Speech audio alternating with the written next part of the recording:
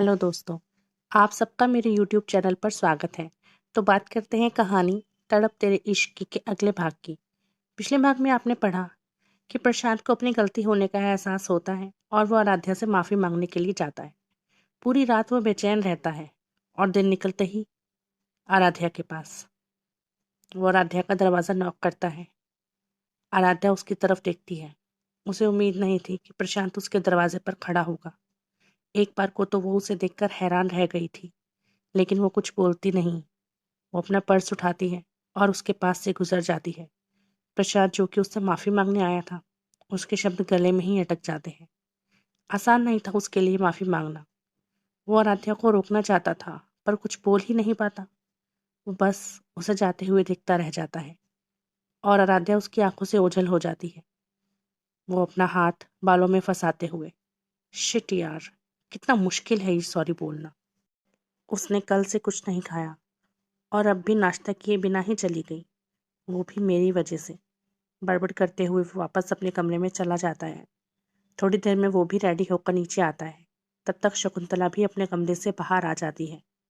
प्रशांत शकुंतला के पास आता है और उसके पैर छूते हुए उसको मॉर्निंग विश करता है। शकुंतला उसे आशीर्वाद देती है।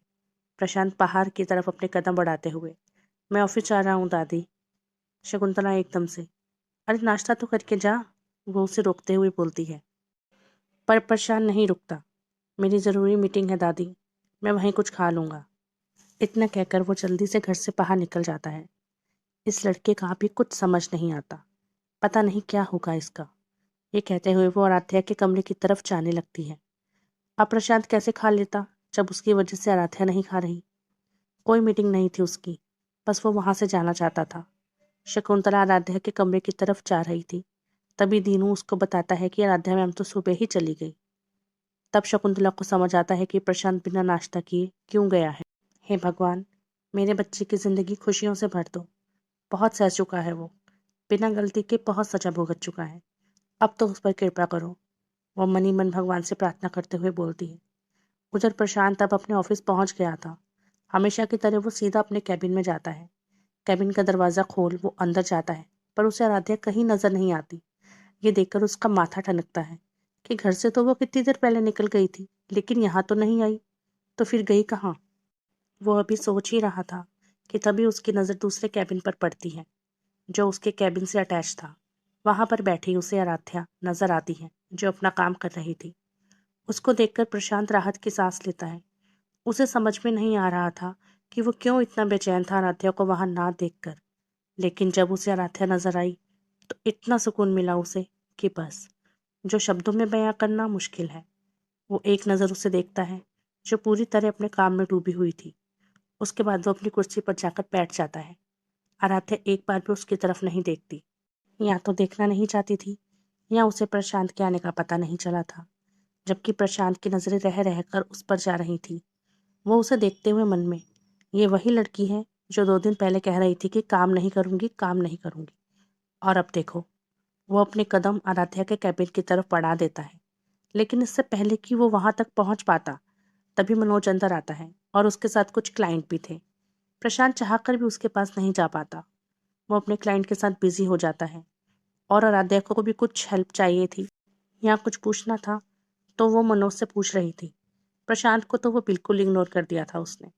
आज पूरा दिन दोनों की बिल्कुल बात नहीं हुई, लेकिन आज आराध्या ने मनोज के कहने पर उसके साथ लंच कर लिया था। वो उसके साथ तो अच्छे से बात कर रही थी, हंस रही थी उसकी बातों पर। कहीं ना कहीं प्रशांत को यह सब अच्छा नहीं लग रहा था, लेकिन फिर वो इन सब चीज़ों को इग्नोर करके अपना काम करने लगता है। 3 दिन बाद उसकी एक बहुत ज़रूरी मीटिंग थी और वो एक बहुत बड़ी डील साइन करने वाला था। इस डील के लिए वो बहुत दिनों से मेहनत कर रहा था, या कहीं कि बहुत महीनों से। इस डील को लेकर वो कोई भी गलती और लापरवाही बर्दाश्त नहीं कर सकता था। इस वक्त भी वो इसी डील से संबंधित मीटिंग कर रहा था। 2 दिन ऐसे ही काम में बीत जाते हैं। न तो प्रशांत को आराध्या से बात करने का मौका मिलता है, और आराध्या तो वैसे ही उसकी तरफ कोई ध्यान नहीं दे रही थी। हाँ, जो काम की बात होती थी वो उसे जरूर कह देता था, और आराध्या भी जी सर या ओके सर सिर्फ इतना ही जवाब दे रही थी उसकी बातों का। कल ही ये डील साइन होने वाली थी, इसलिए आज रात ऑफिस में सब देर तक काम कर रहे थे। सब चीज़ को रीचेक किया जा रहा था प्रेजेंटेशन, फाइलें, हर एक चीज़ की कहीं कोई कमी तो नहीं है, कुछ छूट तो नहीं गया है। और आराध्या का काम इतना था कि जो मेन फाइल थी उसकी उसको 15 कॉपी बनानी थी, ताकि मीटिंग में जितने भी लोग आए सबके पास एक एक कॉपी हो। काम करते करते उसे भी आज देर हो गई थी। 10 फाइलें तो वो रेडी कर चुकी थी, बस 5 फाइलें बनानी बाकी थी। 10 फाइलें रेडी करके उसने अपनी अलमारी में रख दी थी और मेन फाइल अपने पास रख ली, ये सोचकर कि वो कल सुबह ये फाइल और बाकी बची हुई फाइलें अपने साथ ले आएगी। इतना कहकर वो वहां से चली गई। प्रशांत उस वक्त मीटिंग रूम में था। उसे आराध्या के जाने का पता ही नहीं चलता। थोड़ी देर बाद जब वो वापस आता है तो मनोज से आराध्या के बारे में पूछता है, तो उसे मनोज बताता है कि वो तो जा चुकी है। फिर प्रशांत मनोज से अपनी फाइल के बारे में पूछता है, तो मनोज उसे बताता है कि सर, वो फाइल भी आराध्या के पास ही है। उसने बोला है कि वो कल सुबह उसको ले आएगी। आराध्या जल्दबाजी में अलमारी की चाबी भी अपने साथ ही ले गई। अब 2-3 दिन से प्रशांत आराध्या के साथ ही काम कर रहा था। वो देख रहा था कि अगर आराध्या काम नहीं करती तो नहीं करती, लेकिन जब करती है तो पूरी ईमानदारी के साथ करती है। एक तरीके से उसे भरोसा हो गया था उस पर कि उसने बोला है तो वो सुबह फाइल ले आएगी। लेकिन उसे इस बात का बुरा लग रहा था कि वो इतनी रात को अकेले चली गई, उसके लिए रुकी नहीं। उसने सोचा था कि आज वो उसको अपने साथ ही ले जाएगा, लेकिन आराध्या का गुस्सा अभी भी बरकरार था। वो जानबूझकर प्रशांत के जाने से पहले ही निकल गई और प्रशांत भी ये सब समझ रहा था। खैर, आराध्या घर पहुंच जाती है और फ्रेश होने के बाद वो वापस से अपना काम करने लगती है। कुछ देर बाद प्रशांत भी घर पहुंचता है तो वो भी अपनी प्रेजेंटेशन की तैयारी में लग जाता है। इस बीच दोनों की कोई बात नहीं होती। शकुंतला आराध्या को देखते हुए, मैंने इसको यहाँ बुलाया था कि मेरे प्रशांत को बदल दे, पर नहीं, ये तो खुद प्रशांत की तरह होती जा रही है। वो दोनों को देखते हुए मन ही मन बोलती है। रात का वक्त था। आराध्या अभी भी काम कर रही थी। प्रशांत किसी काम से नीचे आता है। उसकी नजर जाती है आराध्या के कमरे की तरफ, जिसका दरवाजा खुला हुआ था। पता नहीं क्यों उसके कदम उसकी तरफ बढ़ जाते हैं। वो देखता है कि आराध्या अपनी स्टडी टेबल पर बैठकर काम में पूरी तरह से डूबी हुई है। वो गेट नॉक करता है। आराध्या उसकी तरफ देखती है। यस सर, वो बिना किसी भाव के बोलती है, जैसे उसे जानती ही ना हो।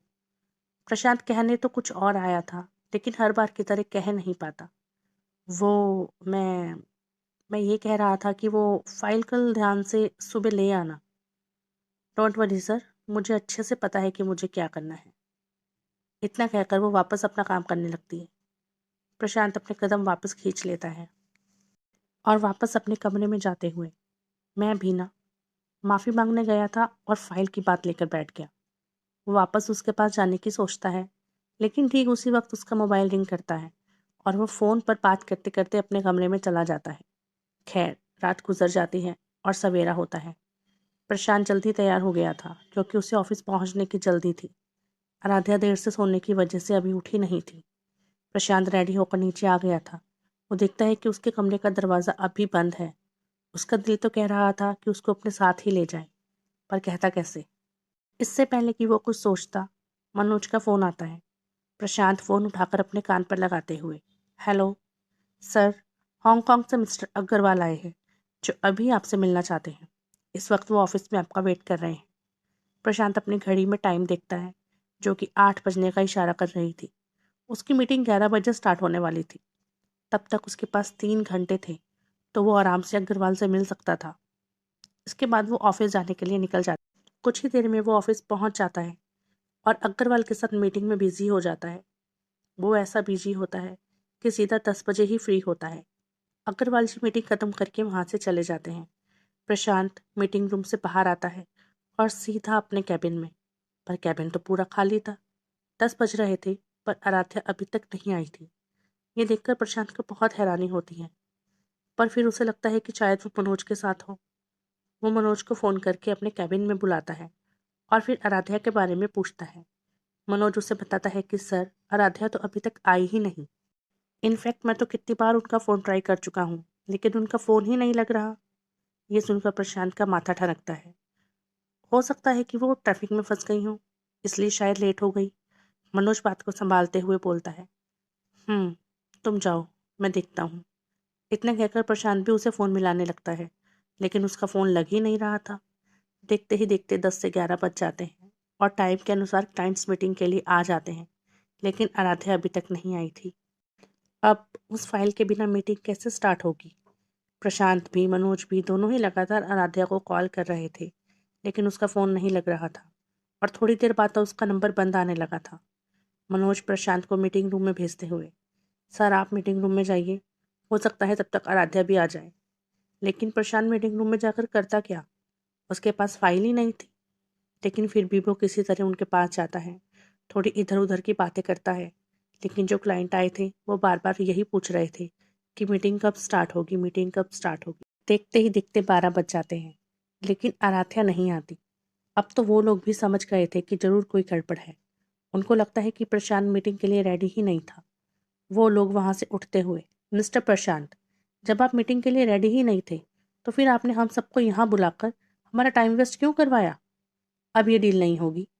जिस इंसान को दूसरों के टाइम की कदर नहीं है वो क्या बिजनेस करेगा?